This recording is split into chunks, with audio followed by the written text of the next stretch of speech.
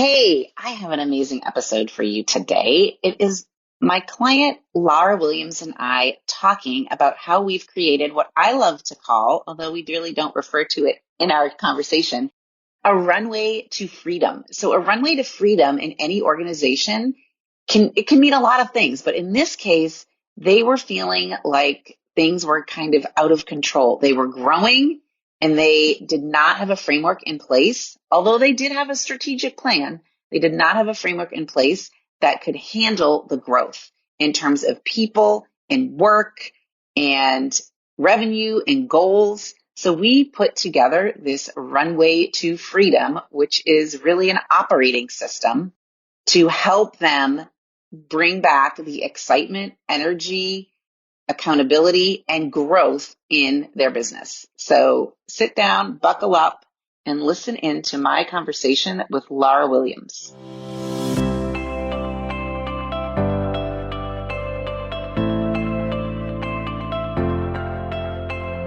You're listening to the Time to Level Up podcast. I'm your host, business life coach Andrea Liebross. I help women in business commit to their own growth personally and professionally. Each week, I'll bring you strategies to help you think clearly, gain confidence, make your time productive, turn every obstacle into an opportunity, and finally overcome the overwhelm so that you can make money and manage life. Let's create a plan so you have a profitable business, successful career, and best of all, live with unapologetic ambition. Are you ready to drop the drama and figure out the how in order to reach your goals? You're in the right place. It's time to level up. Let's do this.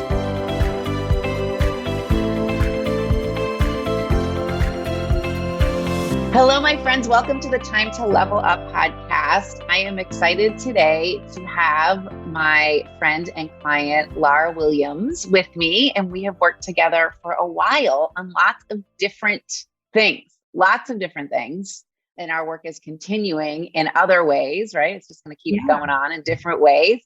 And I think her story and the role she plays in her organization, actually two organizations, two different ones, is very relatable to a lot of you listening, whether or not your organization is 2 people or 20 or 200, the role she plays in that organization and what she's recognized as challenges and how we've worked together to solve them. These challenges that she has are similar no matter what size business you have. It honestly doesn't matter. So without further ado, I'm just going to let her introduce herself. Thank you. Hi. Yeah, so I am Lara Williams, as Andrea said. I have lived here in Indianapolis for about 12 years. And before that, I was out on the East Coast for about 20 years in Rhode Island. I've worked in community mental health for most of my career and sort of am out of that a little bit, but working behind the scenes in healthcare with the organization InteCare, where I've been now for almost 11 years. So starting out as a quality improvement specialist, and now I'm COO. So pretty excited about that and my journey with them. I'm also executive director of another organization called Allies of Indiana, which we started up in 2012. And InteCare was part of making that happen, which we do emotional CPR training across the state and actually help out getting it started in other places. We were really integral in starting ECPR Canada, which was cool. I love going up there and training with them. Yeah. So if you can get across the border, those Canadians. Yeah, I know. I can't go back right now. I know. See my Canadian friends. So it's been great, a great journey. I've worked mainly in quality improvement for most of my career, and I still do that here at InteCare. We're a pretty small organization. I think we have 22 employees with some subcontracted. So we're still under 30, but growing every day. Allies is like completely voluntary. And so it's really to me and my board and some trainers that I have contracted. So they're very different experiences for me. So I'm sure we could talk about that and what we're doing with both. We're actually working with Andrea with both organizations now. So I know. So fun. So fun. Yeah. I didn't even know, like, I don't know how long we've been working together now, more than 2 years. Yeah. I had no idea that allies even existed until what, a month ago? Yeah. So I'm like, hey, can you do what you did with InteCare with allies I know. I now? was like, what are you talking about? And I didn't even know until 1 second ago. I had no idea you were from Rhode Island. See, I knew I liked you. I lived East there for Coast. about 20 years. Yeah, I'm originally from California. I'm a California girl. So Oh, okay. I can see that too. yeah. All right. So tell us what InteCare does, because this is a hard concept, I think, for some people to understand. I mean, one of the better ways to describe it is like an administrative support organization. Like we do all the behind the scenes kind of work so folks can do the frontline work. We take care of all of the messy stuff you don't want to do.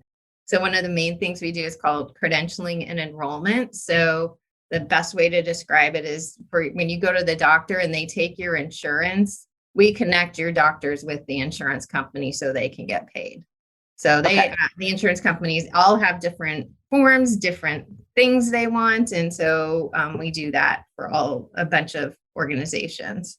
Behind the scenes, so the doctors can do the doctoring, or the healthcare providers can provide, right? Yeah, because it gets more, the healthcare world gets more complicated every day. So it does. We also, because we are not a not-for-profit, actually both organizations are not-for-profit.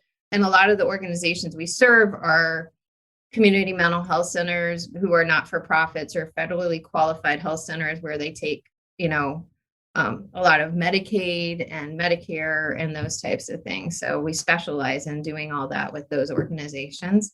And then we have grants. We, hold grants and then subcontract out services. So the direct care, so like case management for a veterans program. So homeless veterans and those at risk of homelessness, we have a grant with the VA for that and serve 400 veteran families every year, either helping them get off the street or maintain their housing. And that's a pretty exciting grant that we have. And then we do like a federal mental health funds recovery program, which is a lot of words, but really for those doctors and healthcare organizations that are helping people get on Medicaid, we help all the time they spend doing that, they can't bill for. So there's a program through the federal government that we work with the state on to reclaim dollars back to those organizations. So it really helps them with their operating costs and being able to see all those kind of patients. So yeah. So the InteCare has their hands in a lot of different things, is what I've learned over the last few years. It's not always clean cut. No. And while it seems like you want to stay in your wheelhouse, right? You want to stay. Yes. These are all, we have like, I guess, a few little spokes and on our wheel that we specialize in. You have an 18-wheeler. You have an 18-wheeler. How's that? How about an 18-wheeler? All right. So when I walked into that boardroom a few years ago, tell me what in your brain, what did Kim bring me in to do? And now what are we doing? It's so interesting to think about it like that. I think it's just trying to help us figure out like how to be better at who we are and what we do, and giving us some tools to better the situation we're in. We were, Kim came on board as our CEO 5 years ago, and she walked into a mess. I'll just say that. Maybe we should edit that out. I don't know. I don't know. but really, she really started turning the organization around, and we really started looking at who we were. Our focus was, she really started marketing and growing that credentialing and enrollment business hugely. We were growing like by 50% every year. So yeah, I think what I remember is that you're kind of growing out of the container you were in was too small, right? And so you were you had to grow, and you were kind of growing faster than you could keep up. Absolutely. Right. Right. Yeah. And then you did have, and you still do, but now it's, an organization with kind of some young talent in it, we'll call it, right? Absolutely, so helping people become leaders. I think that was actually one of the things that Kim had in her brain, helping people become leaders. But we quickly realized that who were they leading and how are they supposed to lead and manage was part of the issue. Like we couldn't even create the leaders until we cleaned up what was underneath them. Yeah. And I think it was creating some like cohesiveness and trust within the team itself too. Yes. Because we talk about those different books of business that we have, like folks aren't interacting daily, but we're all working toward the same goal and the same, mission and organization. So helping people just be a more cohesive team and sharing and learning how to, share management woes that we all experience as managers, right? Because even though that organization has 18 wheels, if we want to, like, everybody was experiencing the same type of growing pains on their wheel. Right. Right. So it was the same, they were kind of the same things. And you and Kim and Sam, does all of this. Is he officially the CFO? Not really, but we'll call him the CFO. But he's our main finance. We'll call him like the finance.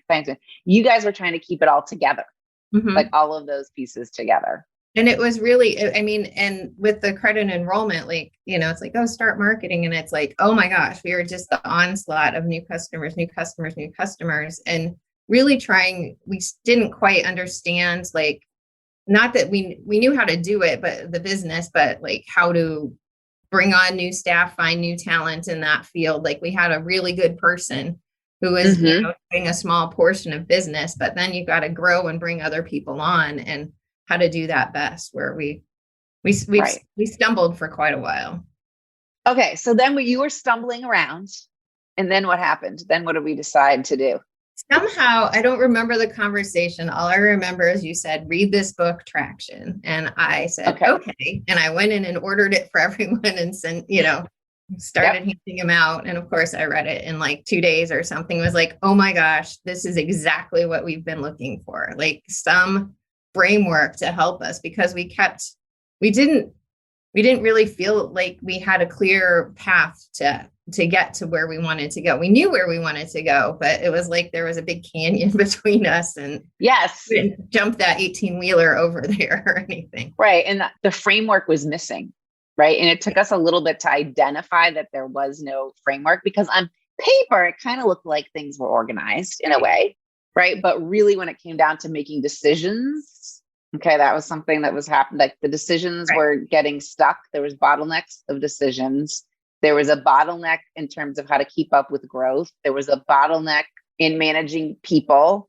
So even though on paper it might have looked like everything was together, it really wasn't. So for my listeners out there, if you're not familiar with this book called Traction by Gino Wickman, I suggest that you gather up your own personal copy or listen to it, or both.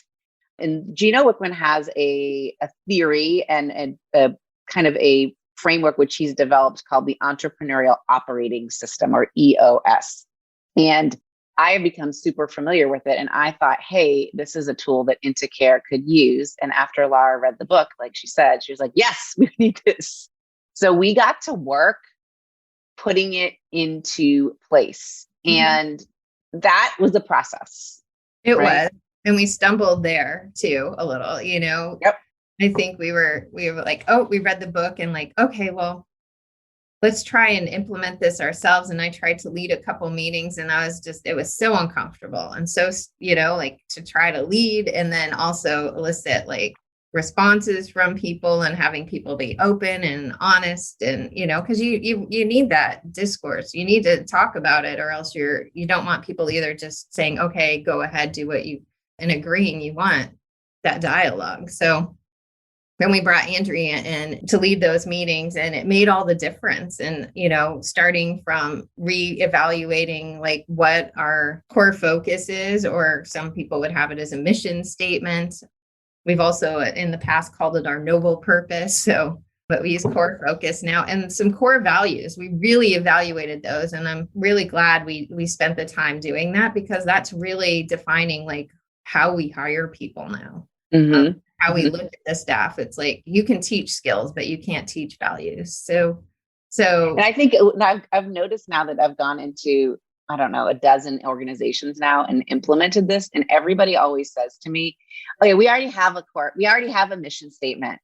We already have a vision. Like we already got that, which is true. Like 99.9% of organizations have it. But I always say, hey, wait, let's go relook at that, because when you really look at that those values are what are guiding, like you said, the hiring, right? And you've got to nail that. so that in a different way, you've got to really think about it in a different way as values that are not just for the external world, but values for your internal world as well. And I mean, it creates your culture is based on that too. Yes. So I'm like, that's, always I'm working on like culture, especially, what's happened over the last year with the pandemic and redefining our culture and keeping people connected is really hard remotely. It is really hard. And I think that kind of that corporate culture phrase is rampant for rightly so, because it is super important. And going back to like facilitating the discussions, it is hard for organizations to have honest and open discussions about things that are, well, about anything, honestly, but it is hard to have those discussions. And I think what I've noticed is that when everybody on the leadership team or the management team, whoever's involved in this process, can just be a participant versus the facilitator or the scribe, it changes the whole dynamic. It really does, because it levels the field for everyone. And I mean, it's also bringing your CEO, like really role modeling, like that we're all on the same level. Like, yes. I want to hear from you really, and that having someone else be that versus calling people out when you're in a higher position, like, hey, what do you think? With Andrea doing the questioning, we're all on the same level, right? We're all in that role. Yeah, and I'm calling the people out. Right. But everybody has actually, I think it gives everybody an equal voice. It does. Right? It gives just everybody feels so different too, right? Yeah. I feel that. So, okay, so we went through this process. We created the operating system, and just for listeners, what that really entailed, the way we did it and the way I've been really doing it with most organizations is there are, I think, 9 sections of this operating system. And so we had 9 90-minute-ish meetings. We did all over Zoom because it was all during COVID, where we just tackled one section, a meeting. And then that allowed for there to be clear thinking about each individual section and really give them equal importance and equal time. And it also allowed then everybody to reflect a little bit before we went on to the next section. Now, one of the keys was not having too much time in between meetings, in between sections, right? Creating the section. But that was the process. So that was kind of our initial process. And that went all the way from core focus and vision down to what Gino Wickman calls rocks. And that term's used a lot in the business world. Rocks are kind of like quarterly goals and issues. We had to create an issues list. We also even created what they call a scorecard, which are kind of like the key numbers that you could look at. The analogy is if you were on a desert island and wanted to have a quick look at your business and figure out the health of the business, you could look at the scorecard and quickly figure that out. But actually, that's a really good discussion. Remember, we did the scorecard. Yes. And then we had to do it again. Yes. We've revisited it, right? Because you want to check in, are these the key things we need to look at? And they're going to change as your business changes, you grow and you get things under your belt. Maybe you don't need to work on that so much and know what that number is anymore. So, and also you figure out what's valuable and what's not. Yeah. And then implementing them even at teams within the organization. So we're working on that right now and getting those right. Although that's challenging too. So tell me about in terms of setting the 5, I think we did a 5-year goal and a 3-year goal and a 1-year goal. And then we did the quarterly rocks. How has that impacted the flow of work that's going on? Actually, this is kind of high level work too. This is more about the high level thinking than the day-to-day kind of stuff. How's that impacted, or is it made things easier? What have you noticed? I guess, I would say it makes things easier. There's a plan, to what's going on, where you're going, especially, I say the most important piece are kind of the rocks, because you know what you're doing for the next 90 days and where your focus is and what's the most important thing to do right now. So you don't get distracted by a bunch of other things. I think we've made the mistake of having too many rocks, because then everything only gets partially done instead of do a couple things and do them right and do them well. Right. Yep. So we're learning these lessons. You think you have superpowers that other people don't, which isn't necessarily true. So Really? That's interesting. but it's rewarding to be able to put done on those rocks. Yes. Yes. And even, most of, even during the last year. So we set our 1-year goals around this time. So June of last year, and we've met most of them, even despite what was going on in the world and our organ, That's so true, because it has been a year, right? And those 1-year goals are kind of, I think, what did we get? 9 out of 10 were completed. Yeah. Other something than high. We didn't grow, but I don't think a lot, we're not an e-commerce business. So no, right. Despite what was happening in the world. And if you think back, in June of 2020, when we were doing that, we didn't know anything. We all thought we'll be back in the summer. Everything's going to be great. Right. So we just kept moving forward. We did great last year. And I think, part of that is really putting the plan in place and feeling comfortable with it. I think it takes a good year to start to get comfortable with it, and you get excited about it. We used to do a strategic plan the old way that. Yeah. Well, tell people what's different about your old strategic plan and this. How did it feel different over the course of a year? Because really these things are usually year-long things. I think because you're really, I like that you're looking out, where do you want to be in 5 years, and stepping it back and bringing these more attainable 1-year goals into play, and then breaking them down versus we used to, what is our goals, and setting all these objectives. And it was just huge and insurmountable, and we never met any of it, I'd say, because it just, we didn't even want to look at it, and now we look at it all the time because we meet weekly. We've rechanged our meeting structure even.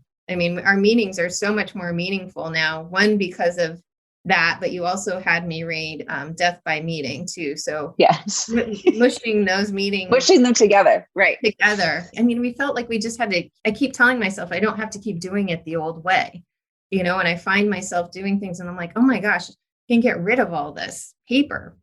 Don't need to keep things in triplicate anymore in some instances. No. So it frees you up because it gives you a real focused plan that, is not overwhelming. You don't mind looking at it. You don't mind, keeping on track with it. I think one of the things we check in weekly on our leadership team is if you don't have an update that this week, I feel like I keep reminding them it's okay. Because it's not a weekly challenge. It's a 90-day sort of plan. So if you don't have anything this week, that's fine. That's fine.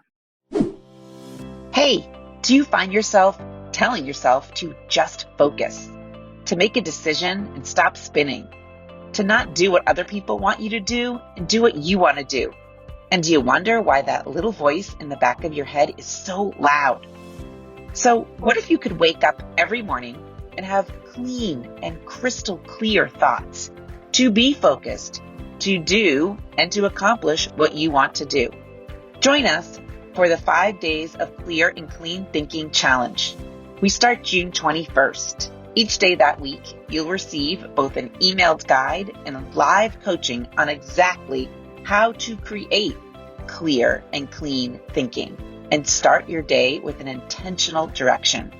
We'll put tools in your toolbox that can carry you beyond the 5 days. And the best part, it's free. So head to Andrea Liebross /challenge to enroll now. That's AndreaLiebross.com/challenge to be part of the 5 days of clear and clean thinking. See you soon. So you are doing your day-to-day, right? You're doing your day-to-day, but what it does is it does keep those higher level kind of issues that are really going to move that 18-wheeler down the road fast. Right. It keeps them on the dashboard. Absolutely. There's a lot more accountability by using this sort of system, I guess, because with the meeting structure, it's there's to-dos for everyone every week, and everyone's coming back and reviewing them. So we've implemented those at all different levels, even our one-to-one meetings with our our staff, so our managers. So we're having them do that. Okay, so let's switch gears a little bit. Tell me about the staff, because we have spent many meetings discussing. So in InteCare, there's a leadership team. There's kind of like then a management team in a sense. Right, which we right? ended up creating out of doing this and realizing we all met with their managers all together, and then we broke out the leadership because we were the only ones like talking, doing these tasks each week, and like, okay, we don't need to meet with everyone in those meetings. So right. So now they've got the leadership team, and now they have a management team, which used to be all one thing together, which wasn't very efficient use of time. And nor did the management team necessarily have the decision-making power that you had. But let's talk about that management team and then their people that they're managing, because herein lies something that is completely I know you specifically, because you also wear your human resources hat.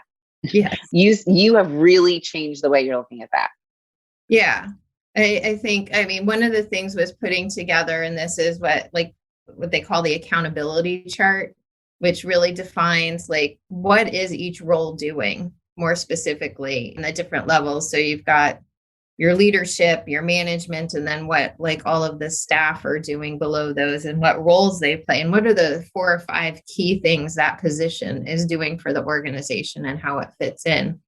So working with the team to really help them, like each staff person, to define that. I think really teaching the managers how to manage, and work with folks, and how to do like that's important to check in and do meetings. And we met some real resistance with some folks and like, oh, can just call me anytime. Well, anyone working virtually knows, like, if you're working virtually, you're not just popping into someone's office to ask a quick question. I always feel like I'm bugging someone, right? Mm-hmm. Mm-hmm. So, not having that key time for staff to spend and be able to know that you care, that you want to help them grow, that you want to help them do a good job and give them praise, give them feedback, all those things we all need was kind of missing, and helping people to really figure out how to structure those meetings and work with staff. We've started using our values really to look at our hiring process and assessing them on the values when we're doing the interviews. And for the most part, it's worked great. And I think that, there are a couple who slip through, and you realize that. I think managing staff is the hardest part of any job.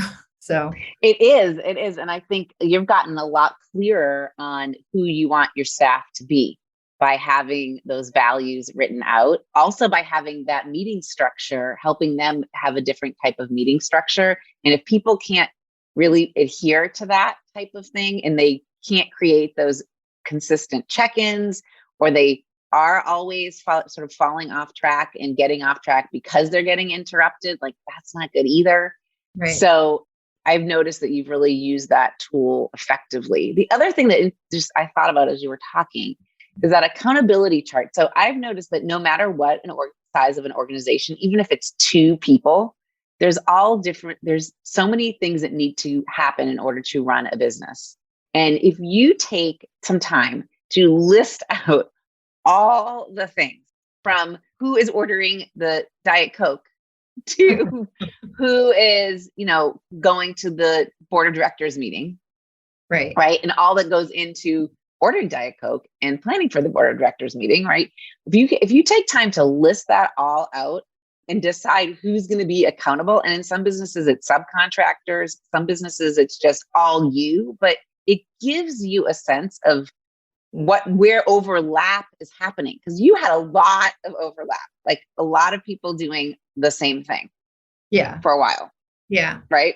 And really, because we are a smaller organization, we do, like, I wear many hats. I'm COO, I'm director of, quality improvement, HR, I'd oversee the IT, all this stuff.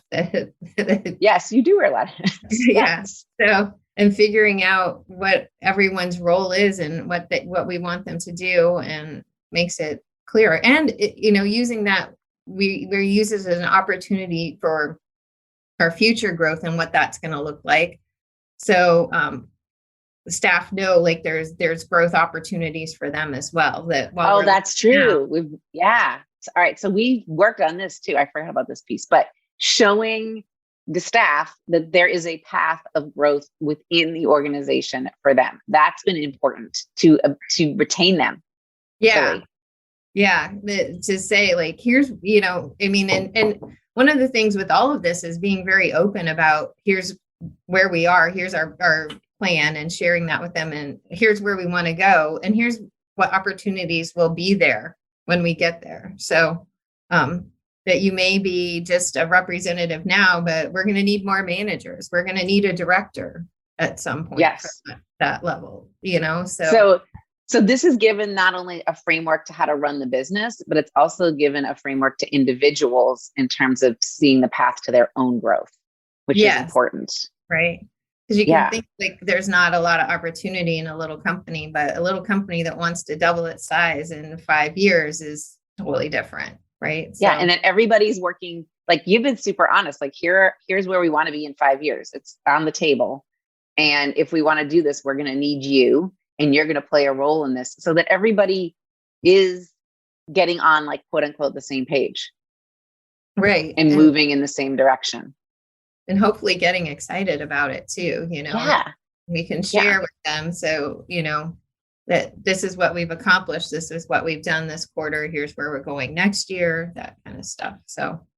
So in terms of how this is going to apply then to Allies of Indiana, which is a very small organization, tell me what your thoughts were there.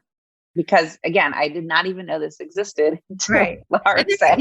Because it was everything was smooth, everything was fine. We had a grant with the state to do emotional CPR trainings for 5 years. So we just sort of chugged along. Like, I don't, it's not my full-time job at all. Like, I mostly volunteer my time, as do some other folks. And then it's contracted folks who get paid out of that grant. So we were chugging along, and then I got a love letter in February saying the grant was going to end. And I'm like, okay, change gears, because while we've done well and we're in a good place, we need to figure out now, all right, let's go to a pay for training model, write some other grants, find some other, funding opportunities.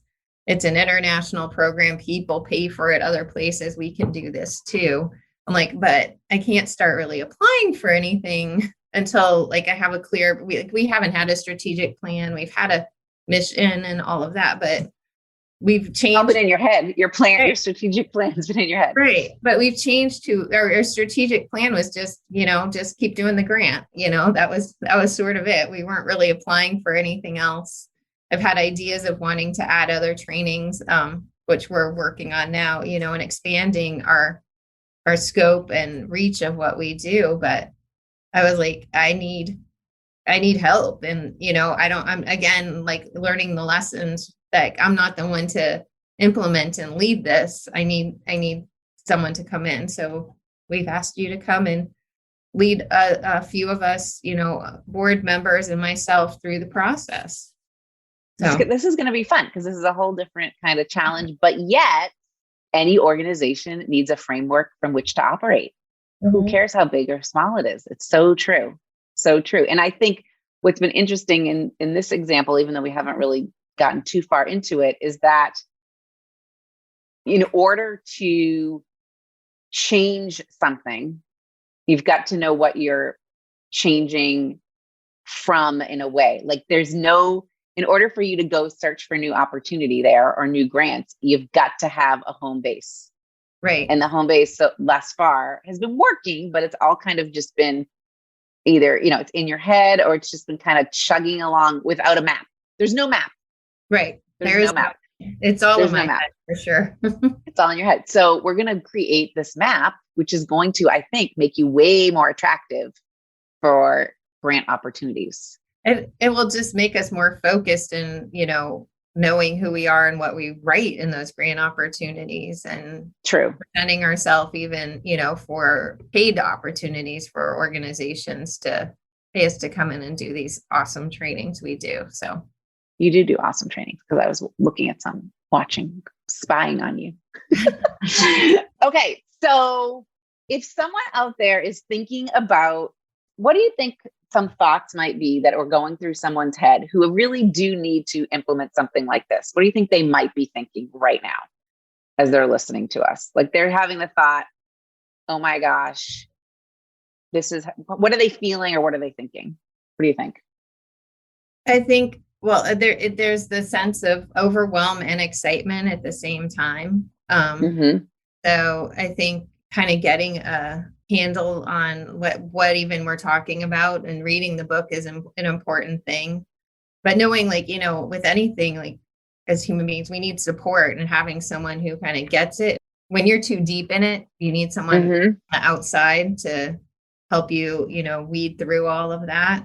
It's super helpful. I mean, we wouldn't be who we are and where we are without what you've done with us. So it's been so fun. It's been great. I think we would still be like trying to, we'd be turning around in circles and bumping into each other still. So yeah, I think that I see that people are overwhelmed by how to move forward. Yes. But yet they have this burning desire or that excitement that they know that this like could be better and it could be more. Yeah. Right. I mean, things can change. I had no idea how exciting it could be until I started, you were like, read this book. And I was like, okay. And what's so interesting too, is that when we start, everybody is super excited. Then as we get into it, it's work. It's like, we're kind of trudging through the mud. In the middle, it's not so fun necessarily, but at the end, you're like, oh, we have a whole new outlook on life. Or on work. It changes your day to day, just how you operate, so it's truly helped us to just be better people, be a better organization, help our staff have a better work experience. So it's like all levels, it's changed. Be better leaders, right? Be better leaders in general. Yeah. So, okay. So if you're listening out there and you see that your organization could benefit from having a kind of new lease on life, so to speak, a new framework from which to operate.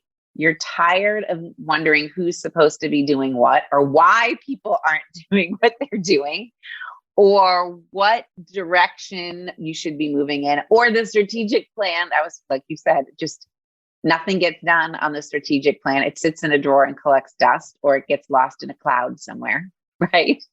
And you want to be able to make progress in an efficient and effective way so that you can achieve the goals. And sometimes that was actually even fun. What are the goals?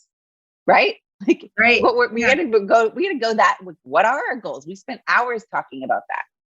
So having someone help you really facilitate it all so that your brain can be in it too, that you're not just you're not the scribe and you're not the agenda pusher. Your brain can be in it too. I think that's a benefit of having someone else come in and help you do it. It's what I've noticed in the organizations I've worked with. Yeah. This has been so fun. I so appreciate it. Yeah. It's fun to reflect on how far we've come. And when we did a couple of weeks ago, go back and look at those 1-year goals and done. That was like, oh, look at that. I know, it's very exciting to have to be able to do that, So it is. And keep looking and kind of like, what's for next year? I think that's it's like a working document. It's not a dead document. It is a live working document. Oh, absolutely. You change it at least every quarter, you're making changes and looking at, does it all still make sense? So, and then what are the new rocks, for the quarter? So, yeah. So it's fun. It's just fun. All right. So if you are a healthcare provider out there and you don't like doing all of the back end stuff in your organization, you might need Lara. Or if you want to bring mental health training, CPR, into your organization too, she can help you. So her contact info is going to be in the show notes if you want to get in touch. But I appreciate having you here. It has been super fun. And I look forward to seeing what's happening in the next year of InteCare. Yes, thank you. So wasn't that interesting?